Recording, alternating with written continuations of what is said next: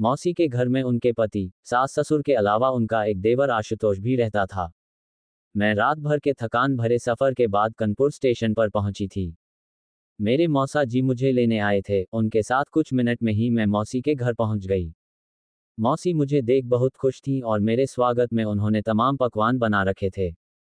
मैं मौसी के प्यार भरे सत्कार से बहुत खुश हुई और खाना खा पीकर मैं गहरी नींद में सो गई। आंख खुली तो शाम हो चुकी थी। मैं चाय वाय पीकर बाग में टहलने लगी। मेरी मौसी के बंगले से सटे ही एक आम का छोटा सा बगीचा है। मैंने देखा बाग में एक कोने में एक लड़का, जिसका कद कुछ 6 फीट, रंग जैसे शहद और दूध का मिश्रण और अच्छे गठीले शरीर का, फोन पर किसी से बातें करता हुआ टहल रहा था। मैंने उसे एक नज़र देखा और मैं समझ गई यह मौसी के देवर महोदय आशुतोष जी हैं। यूं तो आज तक मैंने किसी लड़के का हाथ भी नहीं पकड़ा था, क्योंकि मैं हमेशा अपनी पढ़ाई लिखाई में ही व्यस्त रही और इन सब चक्करों में फंसने का कभी वक्त ही नहीं मिला। हाँ, परंतु मैंने लड़कों से मिलने वाले अटेंशन को बहुत एंजॉय किया है।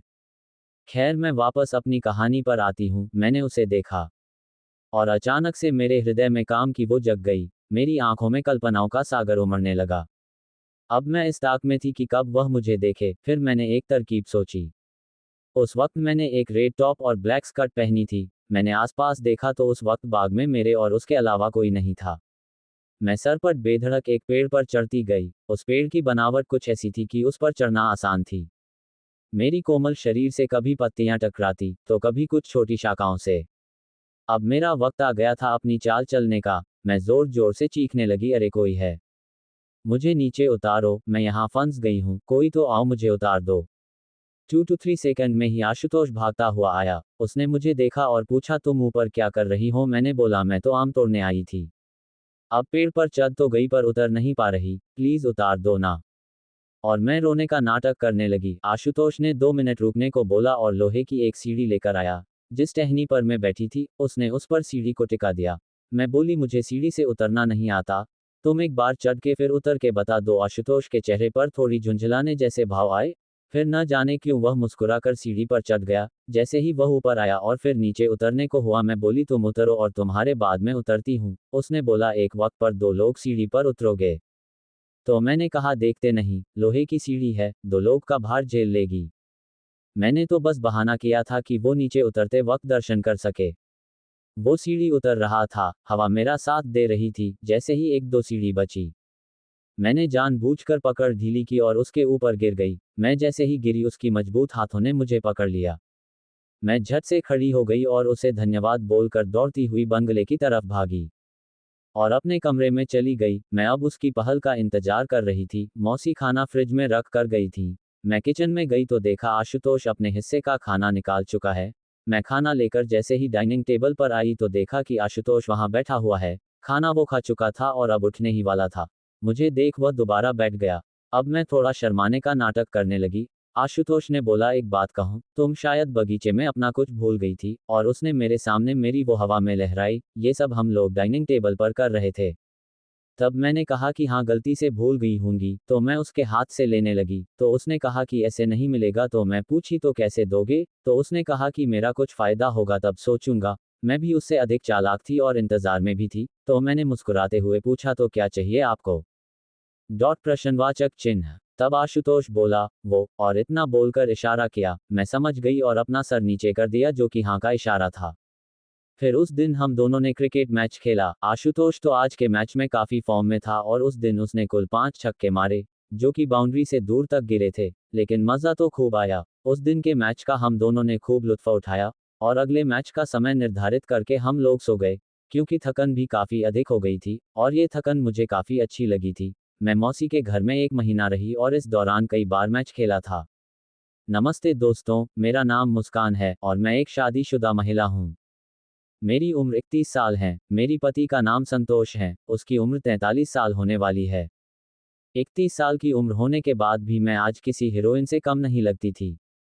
खूबसूरत चेहरा, तीखे नैन नक्श, सुराही सी गर्दन, गठीला बदन और ऊपर से खनकती आवाज मेरी सुंदरता में 4 चांद लगा देती थी।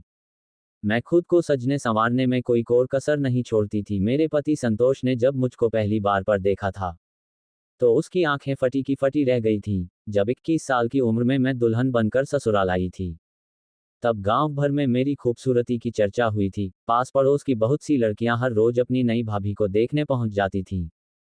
वे एकटक मुझको निहारती रहती थीं। वह सब मेरी खूबसूरती को लेकर तरह तरह के सवाल जवाब करती तो मैं हंसकर बोलती, ध तेरे की, ये भी कोई बात हुई। संतोष ठहरा एक देहाती लड़का। बहुत ज्यादा पढ़ा लिखा तो था नहीं, पर गाड़ी मैकेनिक का काम अच्छा जानता था। उसी के चलते तकरीबन 10,000 रुपये महीना वह कमा लेता था। उसकी कस्बे के पास ही एक गैराज की दुकान थी। दिन में वो काम पर चला जाता और शाम ढले दाल सब्जी और गृहस्थी का सामान लेकर लौटता था। मैं सच संवर कर उसका इंतजार कर रही होती थी। अगर कभी संतोष को देर हो जाती तो मैं उसे उराहना देते हुए कहती, देखो जी, हम पूरे दिन आपके इंतजार में खड़े रहते हैं, पर आपको एक बार भी हमारी याद तक नहीं आती। ज्यादा सताओगे तो हम अपने मायके चले जाएंगे। ये सुनकर संतोष मेरी हुजूरी करने में लग जाता था। मैं मान भी जाती थी। गर्मा गर्म जलेबी मेरी कमजोरी थी। सुभाष घर वालों से छिपते छिपाते थोड़ी जलेबी अक्सर ले आता था। वक्त तेजी के साथ आगे बढ़ता गया। 5 साल बाद हमारे 2 बच्चे भी हो गए, एक लड़का और लड़की। वो दोनों बच्चों का नाम रीना और राहुल हैं।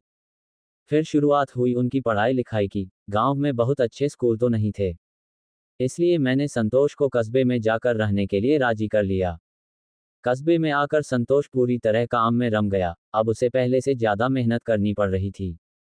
किराए का घर, मोल तोल का सामान, बच्चों की फीस, ऊपर से गांव में माँ बाप के लिए भी कुछ न कुछ भेजने की चिंता हमेशा सुभाष को खाए रहती थी।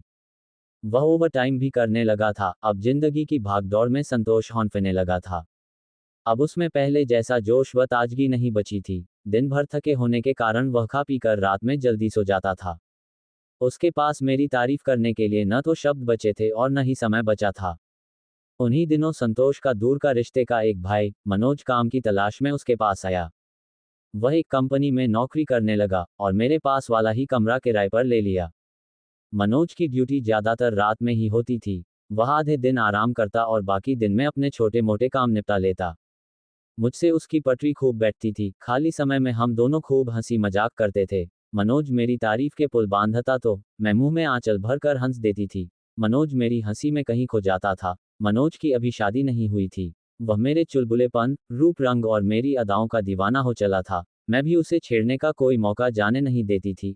एक दिन मैं मनोज से बोली थी, गांव कब जाओगे? मनोज बोला, क्यों भाभी, आपके लिए कुछ लाना है क्या? प्रश्नवाचक चिन्ह। मैं बोली, हाँ, लाना तो है एक देवरानी। मनोज इस बात पर कुछ झेप सा गया था। उधर बच्चों के स्कूल में छुट्टियां हो गई थी। आउट मेरा भाई राकेश शहर घूमने आया था। वापस जाते समय वह अपने साथ दोनों बच्चों को भी ले गया। नानी के घर के क्या कहने, जाना तो मैं भी चाहती थी, मगर संतोष के ख्याल ने मुझे रोक दिया था। उसके खाने पीने, कपड़े धोने की चिंता बनी हुई थी। संतोष सुबह 8 बजे अपना खाना लेकर घर से निकल जाता था और शाम के 9 बजे तक ही घर लौटता था। मनोज की रविवार को छुट्टी होती थी। उस दिन वह आराम से दोपहर के 2 बजे ही घर लौटता था और मनोज घर आके आराम कर रहा था। बहुत देर तक सोने के बाद उठा और चाय बनाकर पी। बर्तनों की खटपट की आवाज सुनकर मैंने पुकारा, अरे मनोज, थोड़ा आना तो उसने कहा, आया भाभी, कहकर मनोज दौड़ा दौड़ा मेरे कमरे में आ गया। मैं औंधे मुंह बिस्तर पर लेटी हुई थी। क्या हुआ? मैंने कहा, ज्यादा कुछ नहीं, थोड़ा सिर दर्द है, दुकान से दवा ला दो। मनोज पास की केमिस्ट की दुकान से सिर दर्द की गोली ले आया। फिर मनोज ने मुझको गोली थमा दी और पानी का गिलास भी भर कर ले आया। मैंने मनोज से कहा, तुम कितना ध्यान रखते हो हमारा? मनोज ने कहा, भाभी, आप कहो तो थोड़ा सिर भी दबा दूं। मनोज ने अपने मन से ही कहा। मैंने हाँ मैं गर्दन हिला दी। अब मनोज मेरे सिरहाने के पास मैं एक कुर्सी पर बैठ गया।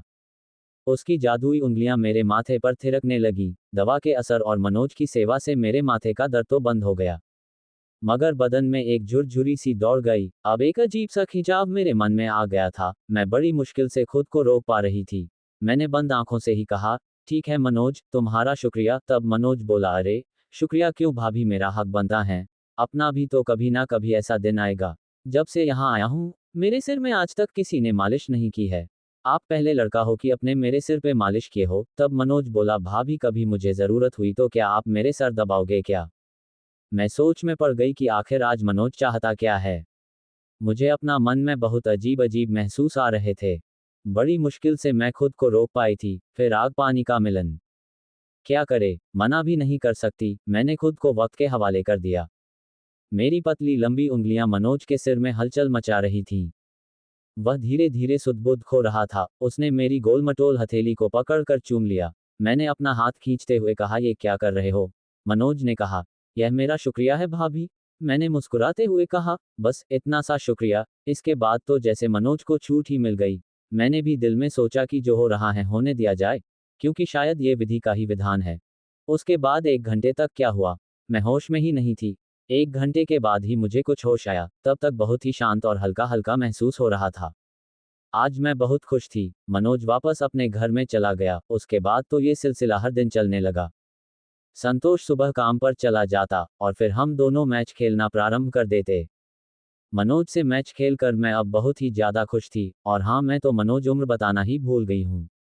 उसकी उम्र लगभग 25 साल रही होगी। 1 साल बाद मनोज के घर वालों ने उसकी शादी करा दी, और वह शहर छोड़कर गांव चला गया। उसकी याद में कुछ दिनों तक मैं बहुत रोई थी, क्योंकि जो सुकून मनोज ने दिया था, वो मेरे पति ने भी नहीं दिया था। फिर धीरे धीरे मैं भी मनोज को भुलाकर एक नई जिंदगी शुरुआत करने लगी। फिर कुछ दिन के बाद मनोज मुझसे मिलने के लिए आया, और उसने बताया कि उसकी पत्नी मैच खेलने में नादान है और मुझे तो एक्सपीरियंस खिलाड़ी के साथ ही मैच खेलना है। मैं मनोज का इशारा समझ गई थी। उसके बाद ये सिलसिला कई वर्षों तक चलता रहा।